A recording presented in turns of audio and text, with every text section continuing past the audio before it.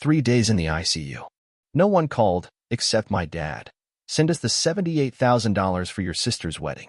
I didn't reply. I only sent the money. When I got home, my sister looked at me coldly. You already paid for my wedding. Now get out. I'll call you when I need more money, while Mom laughed. So I went to her wedding, stepped up to the altar, and exposed her in front of everyone. Then I pressed one button, and every phone in the room lit up. The groom read the message and I remember the fluorescent hum of the ICU ceiling lights more vividly than the pain. It's strange what your brain chooses to focus on when your body is in survival mode. Tubes in my arm, oxygen up my nose, machines beeping in chaotic rhythm. I had been unconscious for almost 12 hours after a sudden cardiac episode, my body's way of waving a white flag after years of nonstop overwork and stress. When I came to, there was no one by my side. No worried faces, no warm hands holding mine. Just the soft murmur of nurses and the rhythmic beep of my heart monitor. I thought maybe my phone had died. Maybe they didn't know. Then I saw it, my phone, fully charged, untouched. No missed calls. No messages. No one came. Except for one. A single text from my father, timestamped 6:42 a.m. Send us the $78,000 for your sister's wedding. Don't make her stress. You promised. Not a how are you? Not, are you alive? Just another transaction request, like I was some cold ATM machine coughing up cash on command. I didn't reply, but I sent the money. $78,000. Straight from my savings. The one I had built after working 80-hour weeks, skipping vacations, and living in a shoebox apartment while paying for my sister's master's degree, her rent, even the down payment on her new car. And now, her wedding too. 3 days later, I was discharged. No one came to pick me up. I took a cab home. Still groggy, bruised from the IVs, and aching in places I didn't even know existed. I opened my apartment door, expecting silence. Instead, there was a message waiting on the hallway mirror, written in her handwriting. You already paid for my wedding. Now get out. I'll call you when I need more money. And from the kitchen, I heard Mom's laughter echo like a nail in a coffin. That was the moment something inside me fractured. And it was the same moment something else finally woke up. I smiled, because I already had a plan. And her wedding would be unforgettable for all the wrong reasons. Growing up, I learned early that love in my family was transactional. I was the eldest, the fixer, the provider, the responsible one who never asked for anything. My sister, Bianca, was the queen, the golden child with the plastic smile and diamond-studded tantrums. And I was the invisible scaffolding holding everyone else up. When I turned 21, my parents sat me down and told me I was officially the man of the family. My dad's business had gone under, Mom was having emotional issues, and Bianca had just decided to pursue a master's in luxury fashion branding in Milan, because apparently Paris was too basic. I paid for all of it. By 28, I'd covered Bianca's tuition, her apartment in Italy, and her 3 failed business startups. It's just temporary, my dad said. She'll pay you back when she's successful. My mom promised, we're so proud of you, honey. You're keeping this family afloat. They never asked how I was, what I wanted, who I was dating, if I was eating. I worked in tech finance, freelancing on the side, building wealth in silence. No one knew I had quietly paid off my own condo, or that I had nearly $250,000 in savings, money I had built while pretending I had nothing.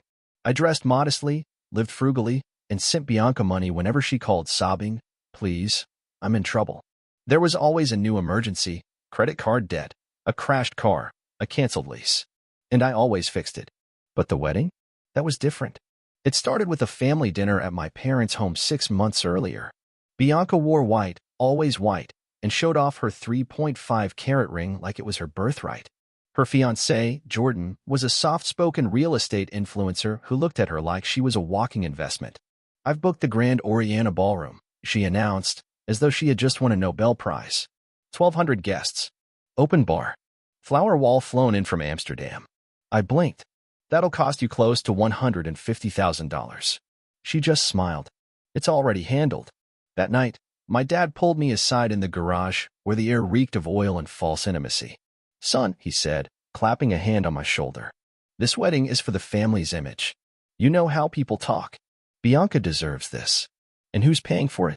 I asked, knowing the answer.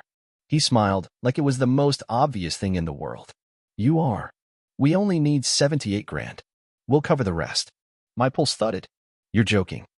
She's your sister, he snapped. Don't be selfish. That word, selfish. They used it like a whip. Any time I hesitated, any time I expressed the smallest boundary, they lashed me with it. I said I'd think about it. And I did. For weeks. Then the heart attack happened. I'd worked 17 days straight, barely sleeping, surviving on vending machine food and coffee. I collapsed in the middle of a client Zoom call. When I woke up in the ICU, barely able to breathe, I reached for my phone expecting. What? Concern? Compassion? All I got was a text. Send us the $78,000 for your sister's wedding. No, are you okay? No, we're coming. Just money. So I sent it. I left the ICU 3 days later. No family. No flowers. Just the Uber receipt on my email. When I walked into my apartment, Bianca was waiting inside. She had my spare key, because of course she did. She stood there with a stack of bridal catalogs and not a flicker of emotion on her face. You're late, she said. I wanted to go over the final invoice. I was too stunned to speak. Then she said it. You already paid for my wedding. Now get out. I'll call you when I need more money. My mom, sipping wine in the kitchen, laughed. Don't look so shocked, sweetie. You've always been the giver. Be proud. Something broke inside me then. A wire snapped. Not from anger, but from clarity. I didn't say a word. I just turned and walked out. And that night, I started building my revenge. The Grand Oriental Ballroom smelled like money and narcissism. Crystal chandeliers dangled like spider webs over the 170-person crowd. The flower wall alone had cost more than most people's cars. Hundreds of white orchids flown in from Amsterdam just to spell Bianca and Jordan in cursive. Waiters in black vests served champagne from glass towers.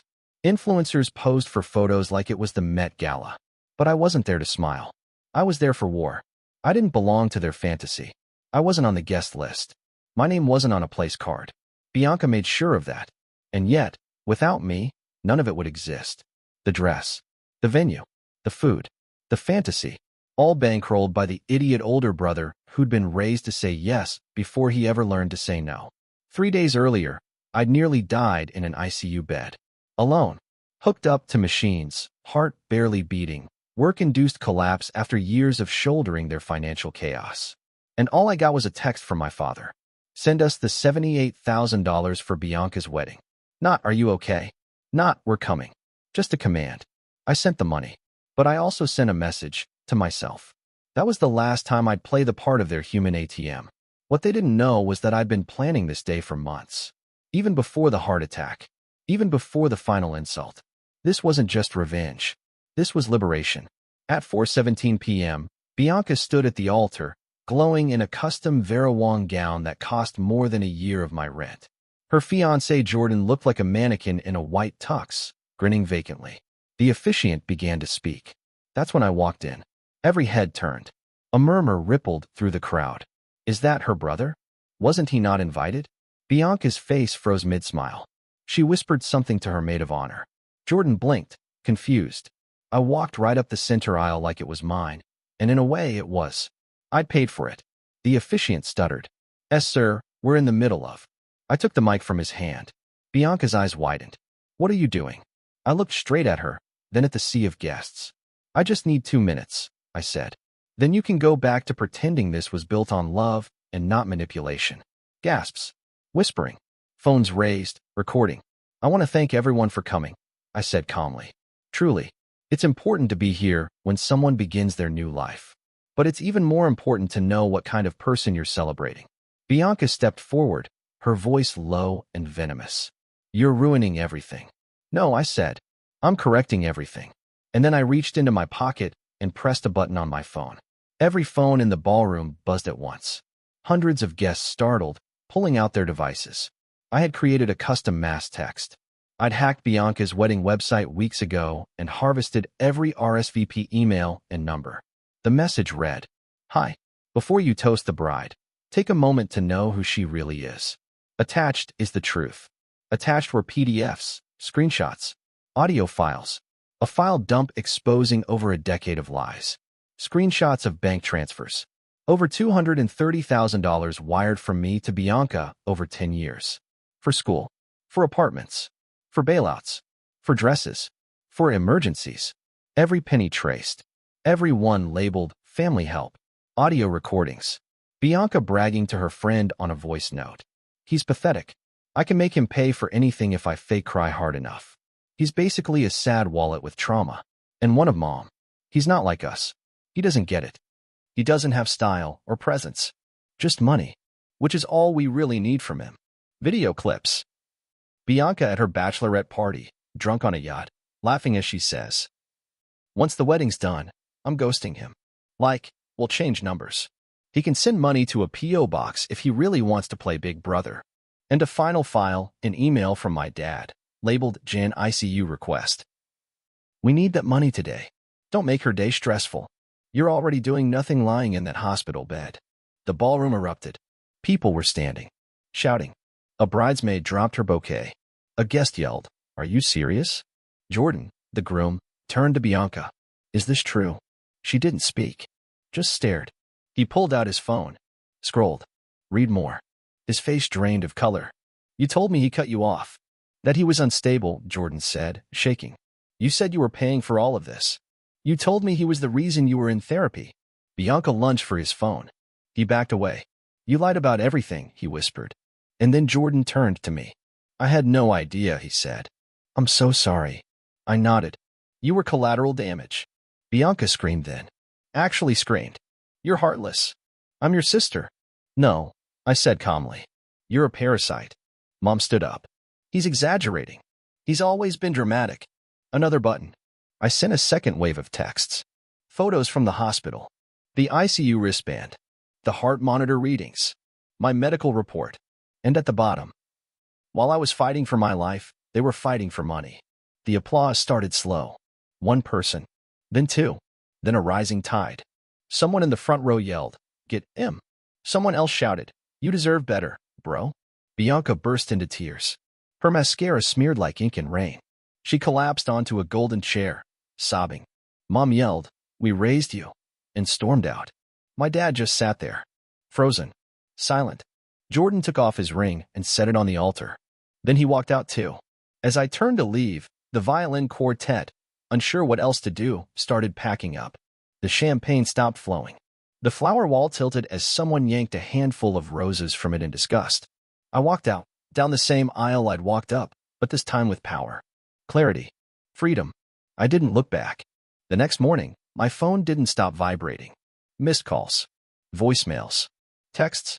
Some from numbers I didn't recognize, others from relatives I hadn't heard from in years. The message was always the same, wrapped in different tones. I had no idea. She always seemed so sweet. "You did the right thing." One of my cousins sent a simple text. "You freed yourself." That part was true.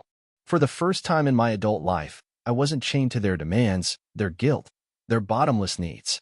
I was free. The weight I'd carried so long of being the fixer, the wallet, the emotional punching bag, was gone. But not everyone handled it so gracefully. By noon, my mother had already left me 3 voicemails. All rage and panic. "How dare you humiliate your sister on her special day? We're family. Do you know how many people saw that? How many talked? Your uncle's wife said the whole bridge club is gossiping about us. You've ruined your father. You broke this family. The same family that didn't visit me in the ICU. That didn't check in after the surgery. That never asked if I was okay." Later that evening, Dad finally called. Not to scream. Not even to scold. Just a quiet, tired voice I barely recognized. I didn't know it had gotten that bad. I didn't reply. "You always seemed fine. Strong. Reliable." "I was dying, Dad," I finally said. "And all you asked for was money." Silence. "I thought you were just tired," he whispered. I almost felt sorry for him for a second. Until I remembered the years of silence when I needed him. The years of blind favoritism. Of stepping aside while they drained me. "I'm done," I said. "Done what?" "Done playing your savior." He hung up. A week passed. The media got wind of the wedding debacle. Apparently, one of the guests was a TikTok lifestyle blogger who had posted the confrontation live. The video hit 2 million views in 3 days. Bride gets exposed by brother at $150,000 wedding, groom walks out. Comments flooded in. "He's a legend. That brother deserves a standing ovation. Good on him for not staying silent." Bianca, on the other hand, went dark. She deleted her social media. Her influencer deals collapsed overnight. The wedding planner demanded the remaining balance, over $45,000, which she couldn't pay. Turns out, all the money she saved was spent on pre-wedding photo shoots and designer shoes. Jordan officially called off the marriage. He moved to San Diego 2 weeks later. A friend of his messaged me. "Dude, you said you saved his life." As for my mother, she organized a pathetic attempt at damage control. Called a family meeting. Tried to rally uncles and aunts to guilt me into apologizing. Only 2 showed up. One, my Aunt Clara, walked in, hugged me, and said, "It's about time someone said the truth." Mom cried, blamed me, tried the usual lines. Family is about sacrifice. Your sister's just emotional. You didn't have to destroy her. But I did. I had to destroy the illusion. Because for years, they believed I was a resource, not a relative. A living donation machine in human skin. I had to destroy what they thought I was in order to become who I really am. And who was that? Someone finally living. I took a sabbatical from work. I traveled to places I wanted, with money I kept. I booked therapy sessions, got a dog, bought a new suit, moved to a loft that I didn't tell my family about, changed my number. I started writing again. Stories, memoirs, everything I'd buried while paying their bills.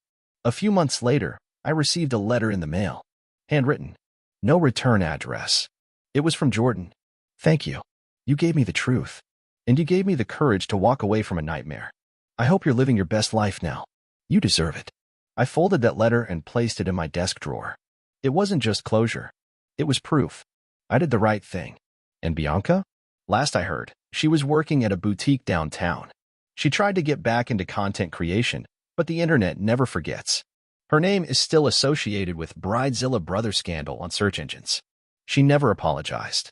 Not once. But that's okay, because I stopped needing her apology. It's been 8 months since the wedding. 8 months since I walked into a gilded ballroom and turned a fantasy into a firestorm. Since I burned down the carefully constructed palace of lies my family had built on my back. And not once have I regretted it. People always say confronting your family is harsh. That blood is thicker than water. That you should just talk it out. Those people have never had their veins sucked dry by the ones who claim to love them. They've never had a heart attack in a sterile hospital room and been asked for $78,000 while gasping for breath. They've never been raised to think love only exists when you pay for it. Let me be crystal clear. I don't owe my family anything. Not my silence. Not my forgiveness. Not a single cent. I don't regret what I did at the wedding. I regret not doing it sooner. Now, when I wake up, I don't check my phone for requests or guilt-tripping messages. I don't have to wonder if I'm going to be shamed into covering someone else's bills. I don't live in fear of being called selfish for simply choosing to live my own life. Now, I get to choose. I choose peace. I choose quiet. I choose me. And what's ironic? The very people who said I was the broken one, too cold, too distant, too obsessed with work, were the ones who shattered every boundary I tried to build. They called me a robot while draining my savings. They mocked me for being alone while taking every ounce of strength I had. Bianca hasn't spoken to me since the wedding. I haven't reached out. I hear she's bitter. That she tells people I hijacked her special day. Good. Let her tell them. Let the story spread. Because when people ask me what happened, I tell them the truth. I paid for silence for 34 years. At the wedding, I finally bought my voice. A few weeks ago, I ran into someone unexpected, Bianca's old friend Clara. She pulled me aside in a bookstore and whispered, "You know, she's still furious. But some of us were rooting for you the whole time." I smiled. That's enough. Even better? I'm not alone anymore. About 3 months after the wedding, I met someone. Her name's Dana. She's nothing like my family. She listens. She doesn't ask for anything. The first time I told her the whole story, I expected the usual pity. Instead, she looked me dead in the eye and said, "You didn't burn bridges. You lit the way out of the darkness." Sometimes we sit on the balcony of my loft and talk about the idea of family, how the word's been twisted, how people use it as a weapon. And every time she says the same thing. You didn't lose a family. You lost your jailers. And that set me free. I blocked my mother, my father, every toxic cousin who tried to shame me into reconciling. I donated Bianca's wedding gift box to a shelter. I sold the last watch they ever bought me and used the money to buy a guitar. I'm learning to play, because I'm done paying interest on pain I never asked to borrow. Let this story be a message to anyone who's ever felt trapped by the people who should have protected them. If your family sees you as a bank instead of a brother, walk away. If love comes with a receipt, burn it. If your worth is measured in wire transfers, cut the cord. You don't owe them anything. Not your time. Not your loyalty. Not your peace. Only one person gets to define your value. You. And when you finally realize that, every phone in the room will light up. But this time, it'll be because you turned yours off and chose yourself.